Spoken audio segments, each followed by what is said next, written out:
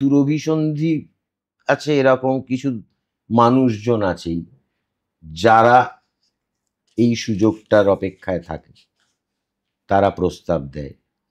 আমার বক্তব্য me 22, me 202 যাই থাকুক না কেন, অদ্যাবধি কোনো অভিনেত্রী কি বলেছে যে জানেন আমি অডিশন দিতে গেছিলুম, আমাকে মাথায় বন্দুক ঠেকিয়ে বলেছে যে শো না হলে গুলি করে দেবো? 4-5 মাস পরে গিয়ে তার মনে হয়েছে এটা মিটু। অবশ্যই আছে। সুযোগের সদ্ব্যবহার করার জন্য একদল লোলুপ মানুষ নিশ্চয়ই আছে, অবশ্যই আছে।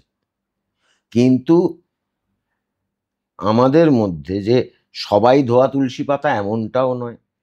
এবং এই প্রস্তাবটা ধরা যাক আমাকে চ্যানেল একটা প্রজেক্ট দিয়েছে ওই রামায়ণ বানাতে, আমি আমার সীতা দরকার, আমি তোমাকে কাস্ট করলাম, করে কন্ডিশন দিলাম, তুমি বললে না শোবো না। সুজাতার পরে নমিতা, তাকেও বললাম, নমিতার পরে প্রমিতা, তাকেও প্রত্যেকে না বলল, প্রত্যেকে ভালো অভিনেত্রী। দেন হোয়াট টু ডু? আমি কাজটা বন্ধ করে দেবো, চ্যানেলকে বলবো না গো কোনো মেয়ে শোয়নি তাই আমি সীতা খুঁজে পাইনি বলে রামায়ণ করব না,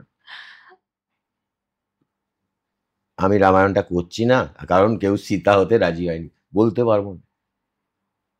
তাহলে সেই লোকটা তো প্রজেক্টটা করবেই। দৃঢ়ভাবে কেউ নাটা বলল না কেন? দৃঢ়ভাবে কেউ নাটা বললে পারত, সবাই মিলে ফেরাতে পারত।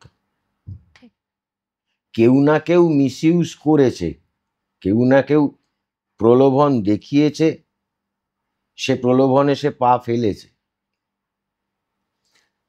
মিটু অবশ্যই বেশ কিছু মানুষজন আছেন যারা শরীর লোভী,